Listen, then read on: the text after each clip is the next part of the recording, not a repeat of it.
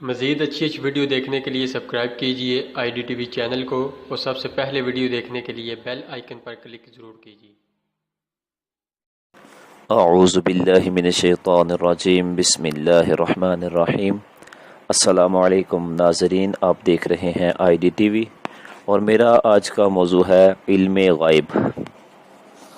حضور اقدس صلی اللہ تعالی علیہ وسلم کے معجزات میں سے آپ کا علم غیب بھی ہے۔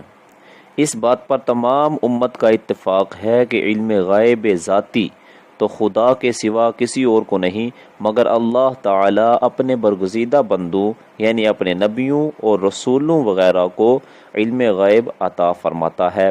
یہ علم غیب عطائی کہلاتا ہے۔ قرآن مجید میں 29ویں پارے میں سورۃ جن میں اللہ رب العزت جل جلالہ ارشاد فرماتا ہے، عالم الغیب فلا یظہر علی غیبہ احدا الا من ارتضی من رسول۔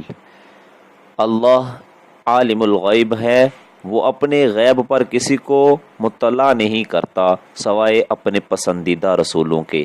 اسی طرح قرآن مجید میں دوسری جگہ سورہ آل عمران میں اللہ رب العزت جل جلالہ ارشاد فرماتا ہے، وَمَا كَانَ اللَّهُ لِيُطْلِعَكُمْ عَلَى الْغَيْبِ وَلَكِنَّ اللَّهَ يَجْتَبِي مِن رُّسُلِهِ مَن يَشَاءُ۔ اللہ کی شان نہیں کہ اے عام لوگو تمہیں غیب کا علم دے دے، ہاں اللہ چن لیتا ہے اپنے رسولوں میں سے جسے چاہے۔ چنانچہ اللہ تعالیٰ نے اپنے حبیب اکرم صلی اللہ تعالیٰ علیہ وسلم کو بے شمار غیوب کا علم عطا فرمایا، اور آپ صلی اللہ علیہ وسلم نے ہزاروں غیب کی خبریں اپنی امت کو دیں، جن میں سے کچھ کا تذکرہ قرآن مجید میں ہے، باقی ہزاروں غیب کی خبروں کا ذکر احادیث کی کتابوں اور سیرت و تواریخ کے دفتروں میں مذکور ہے۔ اللہ رب العزت جل جلالہ نے قرآن مجید میں ارشاد فرمایا کہ تلک من انباء الغیب نوحیہا الیک، یہ غیب کی خبریں ہیں جن کو ہم آپ کی طرف وحی کرتے ہیں۔ 214 ہجری میں روم اور فارس کے دونوں بادشاہوں میں ایک جنگ عظیم شروع ہوئی۔ 26,000 یہودیوں نے بادشاہ فارس کے لشکر میں شامل ہو کر 60,000 عیسائیوں کا قتل عام کیا، یہاں تک کہ 616 ہجری میں بادشاہ فارس کی فتح ہو گئی اور بادشاہ روم کا لشکر بالکل ہی مغلوب ہو گیا اور رومی سلطنت کے پرزے اڑ گئے۔ بادشاہ روم اہل کتاب اور مذہباً عیسائی تھا، اور بادشاہ فارس مجوسی مذہب کا پابند اور آتش پرست تھا۔ اس لیے بادشاہ روم کی شکست سے مسلمانوں کو رنج و غم ہوا اور کفار کو انتہائی شادمانی و مسرت ہوئی۔ چنانچہ کفار نے مسلمانوں کو طعنہ دیا اور کہنے لگے کہ تم اور نصارہ اہل کتاب ہو اور ہم اور اہل فارس بے کتاب ہیں۔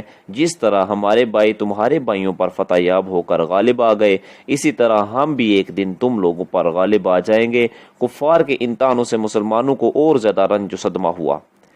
اس وقت رومیوں کو یہ افسوسناک حالت تھی کہ وہ اپنے مشرقی مقبوضات کا ایک ایک چپا کھو چکے تھے، خزانہ خالی تھا، فوج منتشر تھی، ملک میں بغاوتوں کا طوفان اٹھ رہا تھا، شہنشاہ روم بالکل نالائق تھا۔ ان حالات میں کوئی سوچ بھی نہیں سکتا تھا کہ بادشاہ روم بادشاہ فارس پر غالب ہو سکتا تھا، مگر ایسے وقت میں نبی صادق صلی اللہ تعالی علیہ وسلم نے قرآن کی زبان سے کفار مکہ کو یہ پیشین گوئی سنائی کہ الف لام میم غلبت الروم فی ادنی الارض وهم من بعد غلبهم سیغلبون فی بضع سنین۔ رومی مغلوب ہوئے پاس کی زمین میں، اور وہ اپنی مغلوبی کے بعد عنقریب غالب ہوں گے چند برسوں میں۔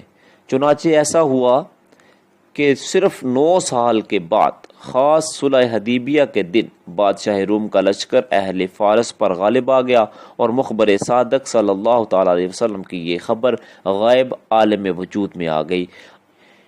ناظرین، طوالت کی وجہ سے، ٹائم کی کمی کی وجہ سے یہ ایک غیب کی چھوٹی سی مثال آپ کے سامنے پیش کی ہے۔